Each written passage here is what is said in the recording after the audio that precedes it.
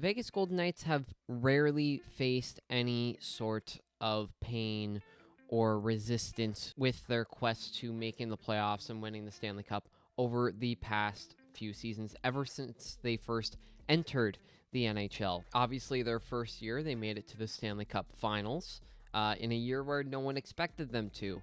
And since then, they've been trying to chase back to that Stanley Cup Finals run.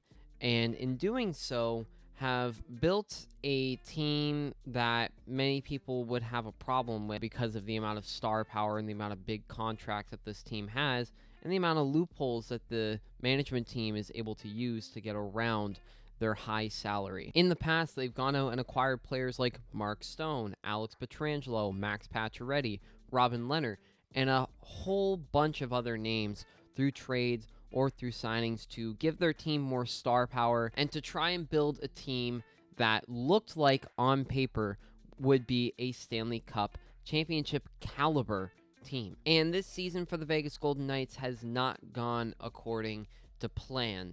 As of right now, as of April 9th, the Vegas Golden Knights currently sit outside of the playoff picture. They are 2 points back of the Dallas Stars for the second wildcard spot in the Western Conference. Nashville a few points up on Dallas, and Vegas is a few points behind the LA Kings. Looking at the standings as of right now, Calgary sits in first place in the Pacific, Edmonton second, LA third with 86 points, and then Nashville first in the wildcard race with 86 points, Dallas sitting second with 84, and Vegas sitting in third place in the wildcard race with 82 points. So, I mean, they are still in the playoff race. They are still in the picture.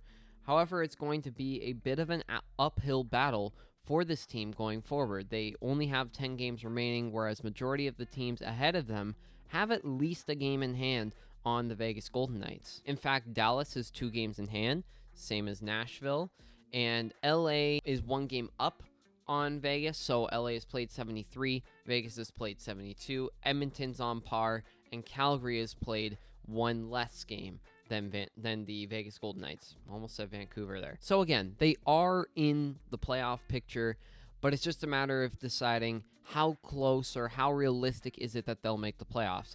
There is a realistic chance that they can get in. It relies on the teams ahead of them kind of falling back a little bit in these last few games and Vegas going on a bit of a run. But again, as of right now, they're out of the playoff picture, and there's a chance that the Vegas Golden Knights miss the playoffs for the first time in franchise history. So in this video, I want to talk about why the Vegas Golden Knights are where they are, talking about why the fans think they are where they are currently, and how the idea of a Stanley Cup winning all-in mentality at a managerial level and at an ownership level have kind of led to this team falling flat, and a concerning trend that I see with this team going forward in terms of their longevity to win a Stanley Cup. Before we get started with the rest of this video, however, I'd just like to remind you guys to leave a like on the video because that'll help the video perform better in the algorithm, in the YouTube algorithm, so that this channel can grow.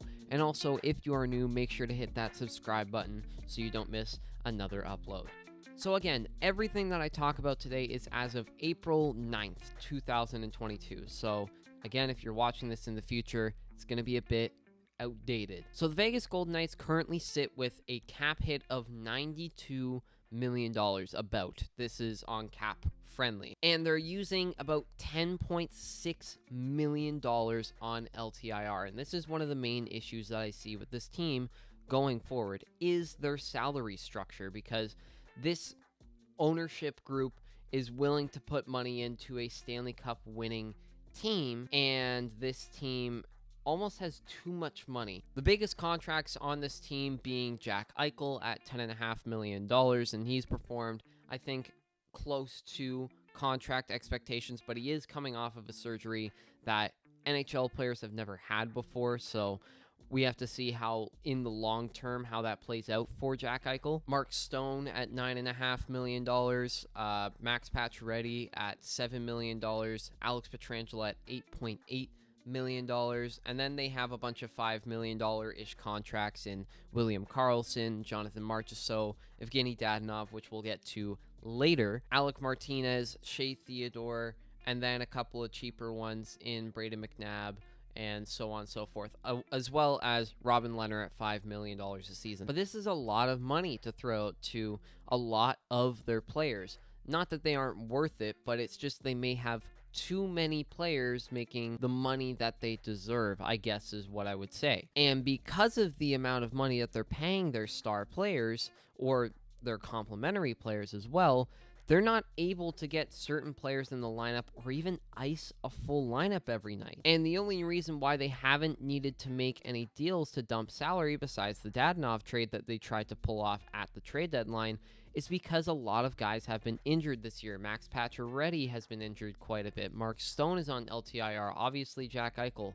was on LTIR as well, but now he's back and healthy. Robin Lehner was also injured earlier in the year. Alec Martinez, a bunch of key players to this team and their success were out for a good chunk of the year. And to me, those are the two main culprits as to why the Vegas Golden Knights have not been as successful this year as they might have hoped. Salary structure and injuries. Injuries happen to every team, and I think the team has just gotten unlucky with their injuries this year, especially to who is getting injured.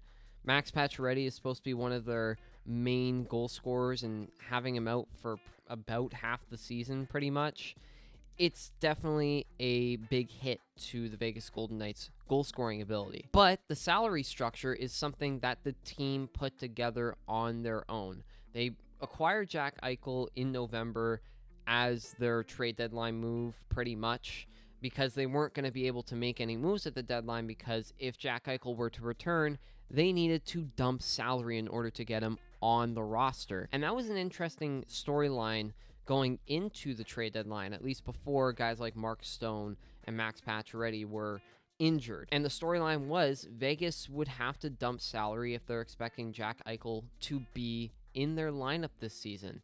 And it was a matter of who they were going to trade. And the two main guys that looked to be on the outs were Evgeny Dadonov and Riley Smith. And I mean, give them credit. They tried it with Evgeny Dadonov, and then it failed. Now, was that Vegas's fault necessarily for the trade getting nixed? I don't necessarily put all the blame on the Golden Knights, but there is some due diligence that they could have done that they didn't do. Things like calling up the Ottawa Senators and asking for Evgeny Dadonov's no-trade list, because that is public knowledge that he had a modified no-trade clause. So simple things like that, like giving the Ottawa Senators a call and doing a little bit of due diligence for the contracts that you're acquiring, led to the ultimate nixing of the Dadonov deal to Anaheim. But this storyline was not just at the deadline, but it was talked about in the summer as well, because Vegas already had a ton of money locked up to their players, and they needed to dump salary to be under the cap. And they were so desperate that they were willing to trade their franchise goaltender, the face of their franchise, Marc-Andre Fleury,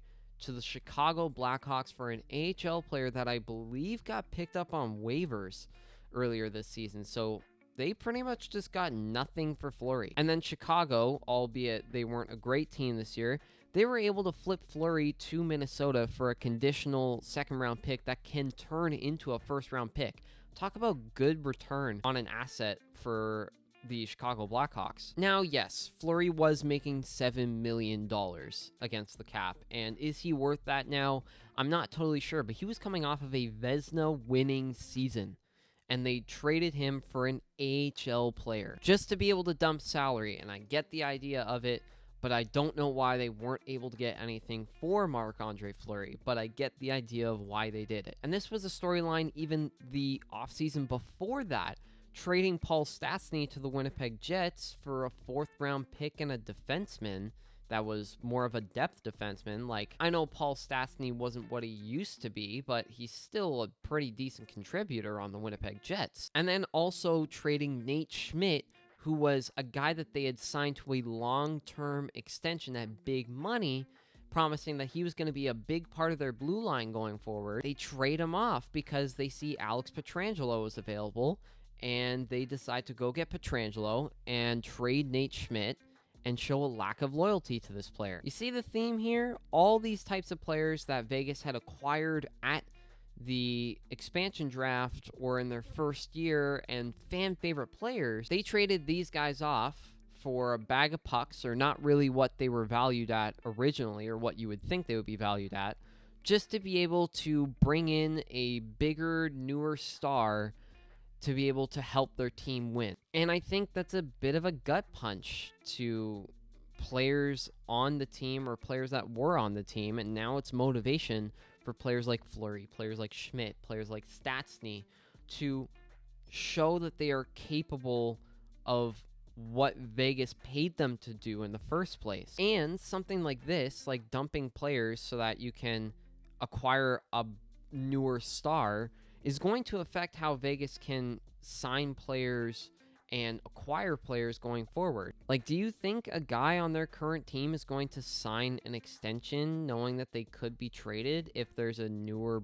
bigger name on the market? Do the complementary players to the star players on the Vegas Golden Knights currently, do they feel safe? And free agents that get a call from the Vegas Golden Knights, are they going to say, yeah, I'll play for this team, or are they going to have some reservations about how they could be treated by the management team, and whether or not they respect their choice to make a commitment to playing for this team for however many years, 3, 4, 5 years? Because I'm not totally sure if players are going to be totally on board with signing Vegas unless they're able to get something like a no movement clause or something like that. And players that might be on the trading block that have a no trade list, do they put Vegas on there because they don't trust them with their future? These are all things I'm pointing out to you because these are concerning signs of a team that is trying to win, that is not valuing the idea of putting a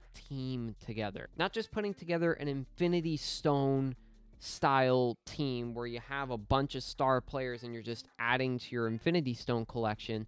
I'm talking about putting a team together that gels well on the ice, has good chemistry, and performs above expectation. Because looking at their team on Cap Friendly here, only about 5 or 6 of them really are still on the team that were picked in the expansion draft or were acquired via trade from the expansion draft. I'm looking at it really quickly. William Karlsson, Jonathan Marchessault, William Carrier, Braden McNabb, Shea Theodore was acquired in a trade.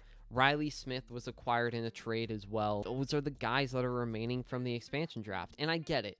Teams are going to change over a 5-year period, but I wouldn't expect only 5 players or 6 players that were on the team 5 years ago to be the only ones left standing now. And to me, it just shows a complete lack of loyalty and just the need and hunger for a Stanley Cup from ownership and from the management team, that it kind of affects the team's ability to gel as a team. And that concerns me going forward for the Vegas Golden Knights. Will they be able to put together a Stanley Cup championship level team if players have reservations about joining the club in the first place? So I get the idea of wanting to win a Stanley Cup and the need for a Stanley Cup with the Vegas Golden Knights, as that was their idea going into their expansion draft, was to build the best team that they possibly could, and they were able to do that. But I think trading away pieces that were once a part of your long-term future, not even just players that you picked up in the expansion draft, but the actual draft itself, players like Peyton Krebs, Nick Suzuki, Eric Brandstrom, and I could go on and on and on. It hurts the longevity of this team being able to win a Stanley Cup going forward, and I'm not totally sure if they can. And what'll be interesting to see is if they do end up missing the playoffs, how will ownership react? How will the fans react?